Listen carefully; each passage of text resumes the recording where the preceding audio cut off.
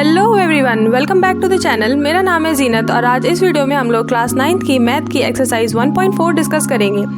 Exercise 1.4 के question number 1 में दिया गया है classify the following numbers as rational और इरेशनल, यानी दिए गए नंबर्स को हमें रेशनल और इरेशनल में क्लासिफाई करना है। तो इस वाले क्वेश्चन को सॉल्व करने से पहले इससे रिलेटेड जो कॉन्सेप्ट है या जो थ्योरी है पहले वो समझ लेते हैं। तो इसमें जो फर्स्ट पॉइंट ये है कि हमारा जब हम किसी इरेशनल नंबर में रेशनल नंबर को ऐड करते हैं तो जो हमारा आंसर आता है वो इरेशनल आता है। हम सारे की पॉइंट्स देखते जाएंगे और साथ साथ उनके एग्जांपल्स भी डिस्कस करते जाएंगे। जैसे यहाँ राइट है कि इरेशनल में रेशनल ऐड करें तो क्या आना चाहिए, इरेशनल ही आता है।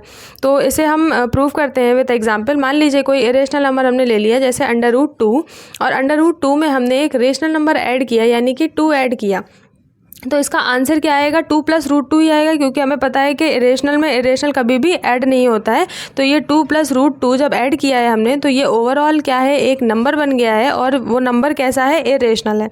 ठीक है, इसी तरह से सेकंड पॉइंट में बोल रहे हैं कि इरेशनल नंबर में से अगर कोई रेशनल नंबर हम सब्ट्रैक्ट करेंगे तो भी आंसर हमारा इरेशनल आएगा। तो यहाँ पे जैसे √2 में हम -2 करते तो भी जो ये होता हमारा नंबर, ये क्या होता, इरेशनल होता। इसी तरह से क्वेश्चन ने कहा है कि अगर हम मल्टीप्लाई करते इरेशनल और रेशनल को तो भी आंसर क्या आता, इरेशनल आता। जैसे √2 हमारा एक इरेशनल नंबर है और इसमें हम 2 का मल्टीप्लाई करते तो ये बन जाता 2√2 और 2√2 एक इरेशनल नंबर है।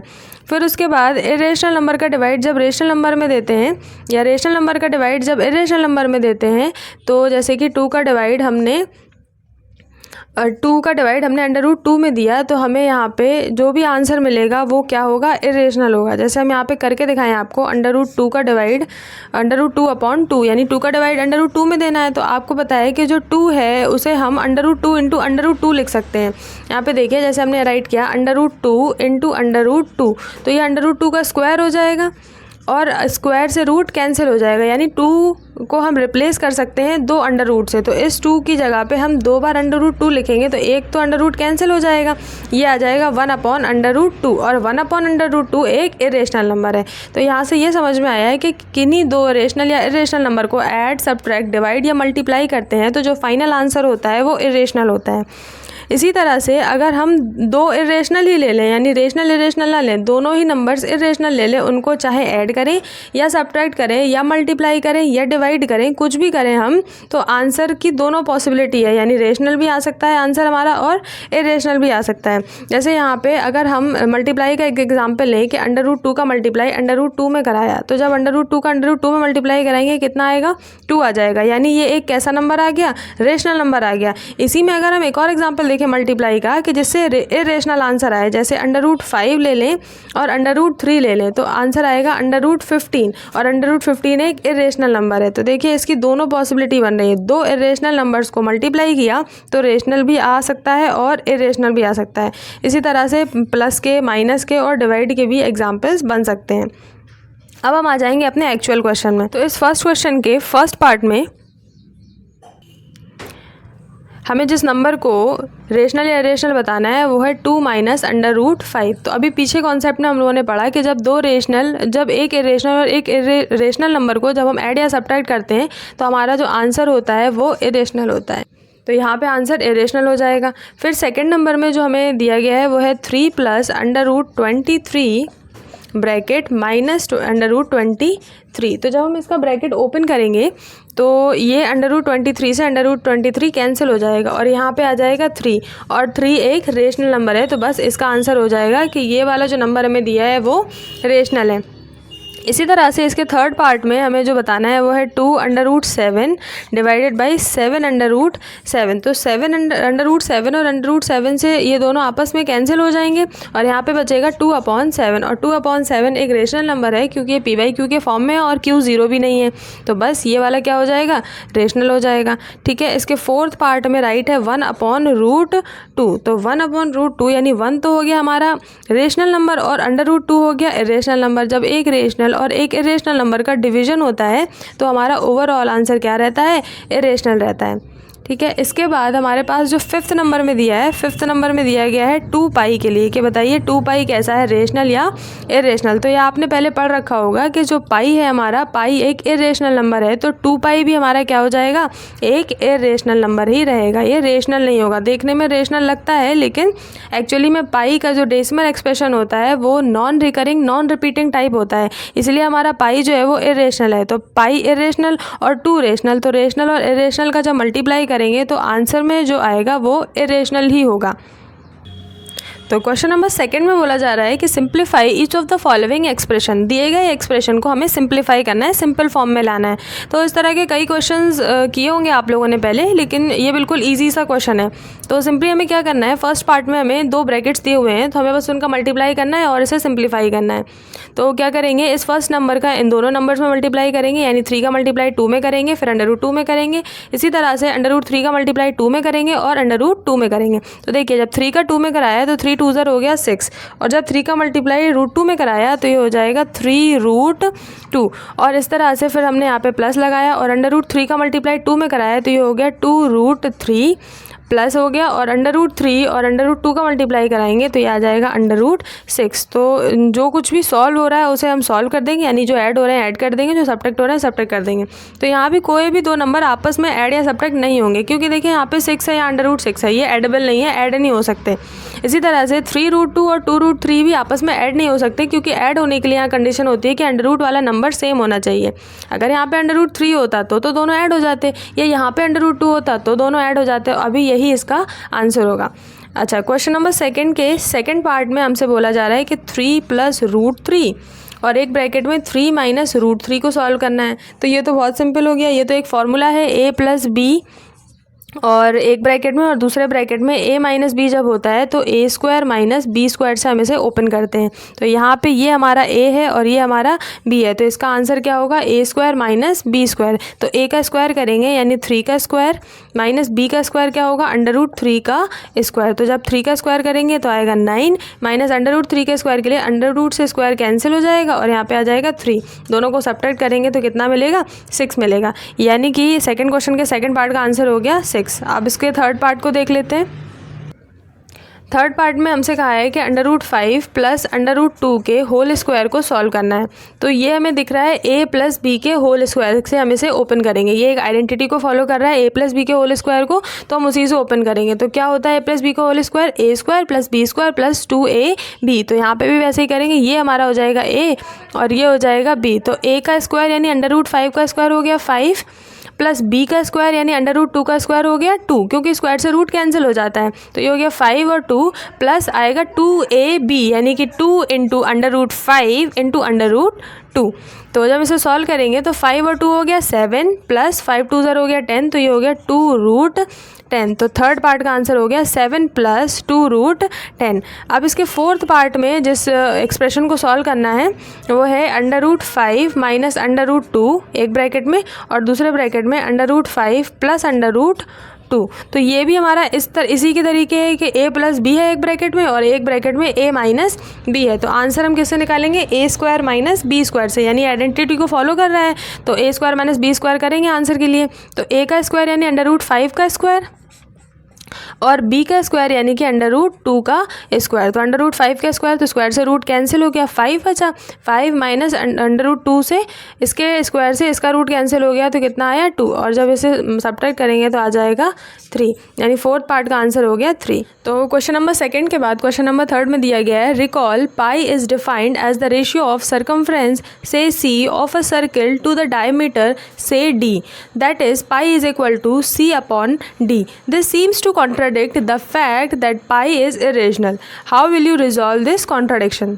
तो क्वेश्चन में पाई की बात कर रहे हैं कि रिकॉल कीजिए यानी याद कीजिए कि पाई जो है उसे डिफ़ाइन किया जाता था कि सरकमफ्रेंस अपॉन डायमीटर के रेशियो से हम पाई बताते हैं। यानी कह रहे हैं कि पाई इज इक्वल टू c/d यानी कि सरकमफ्रेंस अपॉन डायमीटर होता है।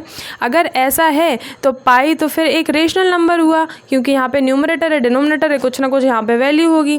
तो अब सवाल कह रहे हैं कि this seems to contradict the fact that pi is irrational, कि इस तरह से अगर हम इसे इस रेशियो फॉर्म में लिख सकते हैं तो इस तरह से ये तो कॉन्ट्राडिक्ट कर रहा है कि पाई एक इरेशनल नंबर है, यानी यहाँ से देखने में लग रहा है कि पाई रेशनल है, बल्कि पाई तो एक इरेशनल नंबर होता है, हम लोगों ने पढ़ रखा है। तो क्वेश्चन पूछ रहे हैं how will you resolve this contradiction, तो आप इस कॉन्ट्राडिक्शन को कैसे रिजॉल्व करेंगे। तो इसमें ज़्यादा कुछ नहीं है, सिंपली हमें ये समझना है कि यहाँ पे इस pi is equal to c upon d में ये बिल्कुल सही लिखा हुआ है, लेकिन इस सी में जो सी की वैल्यू हम यहाँ पे रखते हैं इस फॉर्मूले में, तो सरकमफ्रेंस की वैल्यू, सर्किल की सरकमफ्रेंस की वैल्यू हम किसी भी डिवाइस से निकालें वो एक अप्रॉक्सीमेट वैल्यू ही आती है। तो जब हम यहाँ अप्रॉक्सीमेट वैल्यू रखेंगे और डी का डिवाइड एक अप्रॉक्सीमेट वैल्यू में देंगे, तो जो डेसिमल एक्सपेंशन आता है वो आ जाता है non terminating non recurring type of decimal expression. और ये भी हम लोगों ने पहले पढ़ रखा है पहले क्वेश्चन में कि non terminating non recurring decimal expression जो होता है जिस भी नंबर का, तो वो एक इरेशनल होता है। तो बस हमें यही थ्योरी राइट करनी है कि on measuring C with any device we get only approximate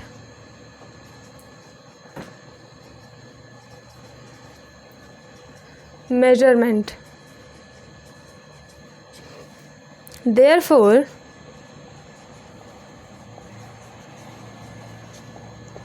pi is irrational. ठीक है।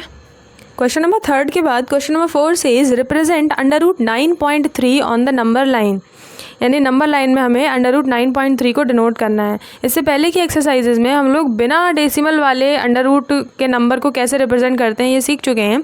अब इस वाले क्वेश्चन से हम ये सीख जाएंगे कि अंडर रूट में अगर कोई डेसिमल में नंबर लिखा हुआ है तो फिर उसे नंबर लाइन में कैसे रिप्रेजेंट करते हैं।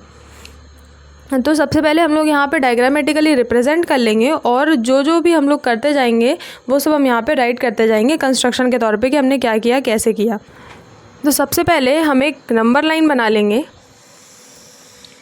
जिसमें हमने सपोज़ कीजिए कि यहाँ पे एक पॉइंट माना है O जो 0 नंबर को रिप्रेजेंट करेगा यहाँ पे, और उसके बाद एक इमेजिनरी पॉइंट माना हमने B जिसकी डिस्टेंस O से B की कितनी है, वन डिस्टेंस है यहाँ से 1 सेंटीमीटर या 1 मीटर या 1 यूनिट डिस्टेंस है यहाँ से। और फिर उसके बाद एक इमेजिनरी पॉइंट हमने यहाँ पे A अज्यूम किया, इस तरह से अज्यूम किया कि AO की डिस्टेंस जो है वो 9.3 है। और फिर क्या करना है कि हमें AB को डायमीटर अज्यूम करके यहाँ पे एक सेमी सर्किल ड्रॉ करना है। AB को डायमीटर अज्यूम करके एक सेमी सर्किल यहाँ पे हम क्या करेंगे, अज्यूम करेंगे या हम ड्रॉ करेंगे यहाँ पे एक सेमी सर्किल। तो चलिए यहाँ पे सेमी सर्किल ड्रॉ कर देते हैं।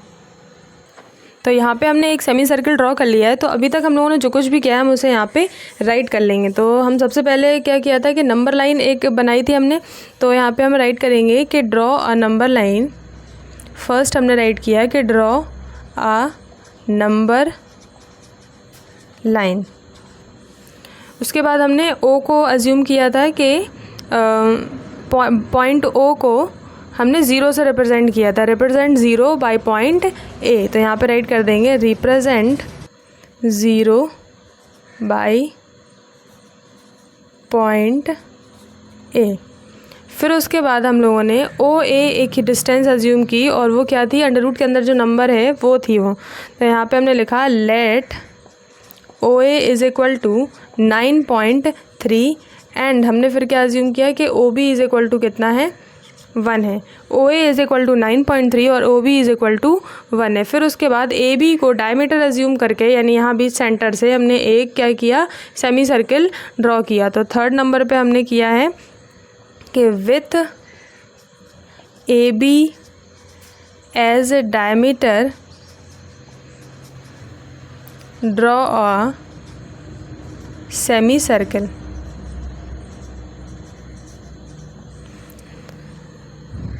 तो सेमी सर्किल ड्रॉ करने के बाद हम इस O पॉइंट को ऊपर तक एक्सट्रापोलेट करेंगे, यानी हम इसे ऊपर ड्रॉ करेंगे। परपेंडिकुलर लाइन हम यहाँ पे बनाएंगे जो सेमी सर्किल को टच करे।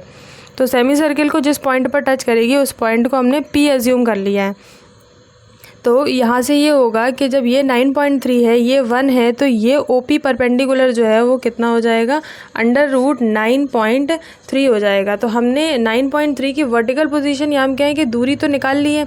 अब हम क्या करेंगे, इस O से P पॉइंट पर रेडियस रख के इस तरह से हम आर्क एक ड्रॉ करेंगे जो कि नंबर लाइन पे आएगा। यानी यहाँ पे हमें इस तरह से एक आर्क ड्रॉ करना है। जब हम एक आर्क ड्रॉ कर लेंगे तो जिस पॉइंट पर नंबर लाइन को ये आर्क कट करेगा तो वो पॉइंट जो है हमारा, मान लीजिए हमने Q अज्यूम किया और वो पॉइंट अब हमें √9.3 को डिनोट कर रहा है।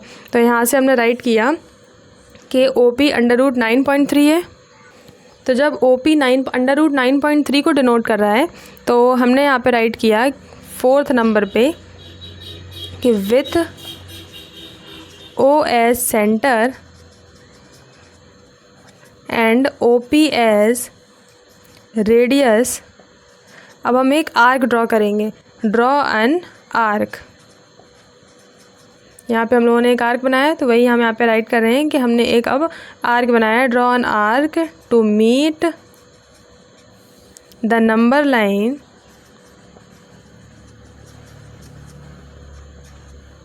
Eight point Q। और अब ये जो Q पॉइंट है यही क्या डिनोट कर रहा है, √9.3 को डिनोट कर रहा है। तो यहाँ पे ये भी राइट कर सकते हैं 5th नंबर पे कि नाउ पॉइंट Q रिप्रेजेंट्स √9.3। तो इस तरह से इस अंडर रूट के अंदर कोई भी नंबर लिखा होगा तो हम इन कुछ स्टेप्स को फॉलो करके नंबर लाइन पे उस नंबर को डिनोट कर सकते हैं। सबसे पहले यहाँ पे 1 अज्यूम करेंगे, फिर उसके बाद एक इमेजिनरी लाइन अज्यूम करेंगे, इमेजिनरी पॉइंट जो कि अंडर रूट के अंदर के नंबर को रिप्रेजेंट कर रहा हो। फिर ये वाले पॉइंट को और इस वाले पॉइंट से मिला करके एक सेमी सर्कल ड्रॉ करेंगे और फिर O को सेंटर मान के और इस पर एक वर्टिकल लाइन ड्रॉ करेंगे और फिर जहाँ पे ये सेमी सर्कल को कट करेगा तो उसे रेडियस अज्यूम करके और O पॉइंट को सेंटर अज्यूम करके एक आर्क ड्रॉ करेंगे नंबर लाइन पे। और आर्क नंबर लाइन को जिस पॉइंट पर काटेगा तो वो वाला पॉइंट अंडर रूट वाले नंबर को डिनोट कर रहा होगा। क्वेश्चन नंबर 4 के बाद क्वेश्चन नंबर 5 में दिया गया है rationalise the denominators of the following. यानी कि दिए गए नंबर्स का हमें जो डिनोमिनेटर है उनको रेशनलाइज करना है। अभी फ़िलहाल अगर हम देखें तो √7 राइट है इसके डिनोमिनेटर में, जो कि एक इरेशनल नंबर है। तो यही करना है हमें कि इस इरेशनल नंबर को रेशनल नंबर करना है, यानी इसके डिनोमिनेटर को रेशनल बनाना है। तो रेशनल बनाने के लिए हम यहाँ पे कॉन्जुगेट का मल्टीप्लाई करते हैं। तो 1/√7 में जो कॉन्जुगेट होगा डिनोमिनेटर का कॉन्जुगेट √7 ही हो जाएगा। तो √7 का मल्टीप्लाई न्यूमरेटर में कराएंगे और √7 का मल्टीप्लाई डिनोमिनेटर में कराएंगे। ठीक है, ऐसा तब करते हैं जब हमारे डिनोमिनेटर में एक ही टर्म हो। जब डिनोमिनेटर में 2 टर्म होते हैं तो फिर हम यहाँ वाले साइन को चेंज कर देते हैं, जो कि अभी हम इसके सेकंड और थर्ड पार्ट में देखेंगे। तो अभी यहाँ पे जो हमने मल्टीप्लाई कराया है तो ऊपर तो √7 ही रहेगा, लेकिन नीचे √7 और √7 से ये बन जाएगा √7 का स्क्वायर, क्योंकि 2 बार √7 लिखा हुआ है। और √7 के स्क्वायर को जब हम सॉल्व करेंगे तो स्क्वायर से रूट कट जाएगा और यहाँ पे आ जाएगा सिर्फ 7। तो अब अगर हम देखें तो इसका जो डिनोमिनेटर है वो रेशनल हो गया। 5th क्वेश्चन के सेकेंड पार्ट में 1/√7 माइनस √6 लिखा हुआ है और इसे हमें रेशनलाइज करना है इसके डिनोमिनेटर को। तो रेशनलाइज करने के लिए अभी हमने सीखा कि हम कंजुगेट का मल्टीप्लाई करते हैं और कंजुगेट किसका, डिनोमिनेटर का।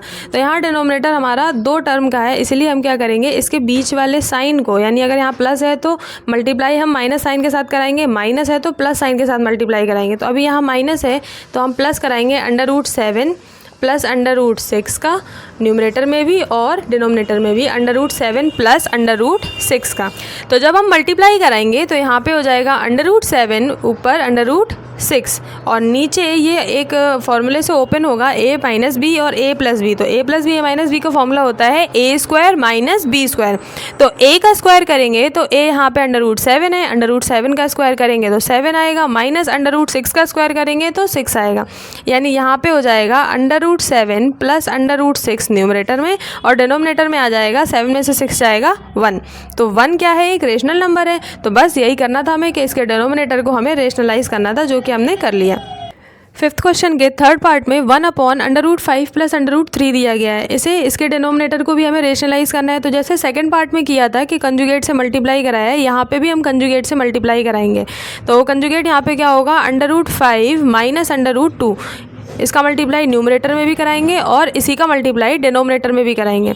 तो जब हम न्यूमरेटर में कराएंगे तो इसका यहाँ पे एज इट इज़ आ जाएगा √5 माइनस √2, लेकिन डिनोमिनेटर में ये दोनों ब्रैकेट्स बन जाएंगे और ये एक फॉर्मूले से खुलेंगे a+b और a-b, जिसका फॉर्मूला होता है a² माइनस b²। तो √5 का स्क्वायर किया हमने तो 5 आ जाएगा, माइनस √2 का स्क्वायर किया तो 2 आ जाएगा, और 5 में से 2 जाएगा, नीचे बचेगा 3 और ऊपर एज इट इज़ राइट हो जाएगा, क्योंकि √5 और √2 सब्ट्रैक्ट नहीं हो सकते। तो ऊपर हो गया √5 माइनस √2 और नीचे हो गया अपॉन 3। तो यही इसका आंसर हो जाएगा। और हमने देखिए यहाँ पे रेशनल था इसका डिनोमिनेटर, अब डिनोमिनेटर कैसा हो गया है, रेशनल हो गया है। इसी तरह से फोर्थ पार्ट में भी हम कंजुगेट का मल्टीप्लाई कराएंगे और इसका कंजुगेट क्या होगा, इसका साइन पलट देंगे, यहाँ पे माइनस लगा हुआ है तो यहाँ पे हम कर देंगे √7 + 2 का मल्टीप्लाई ऊपर भी और √7 + 2 का मल्टीप्लाई नीचे भी। तो ऊपर तो रहेगा √7 + 2, तो ऊपर तो रहेगा √7 + 2, लेकिन नीचे हो जाएगा ये a-b और a+b, और इसे भी हम ओपन करेंगे a² माइनस b² के फॉर्मूले से। तो a का स्क्वायर हो जाएगा √7 का स्क्वायर यानी कि 7 माइनस 2 का स्क्वायर यानी कि 4। तो यहाँ नीचे हो गया 7 में से 4 गया 3 और ऊपर सेम बना रहेगा √7 + 2। तो यही इसका आंसर हो जाएगा √7 + 2 / 3।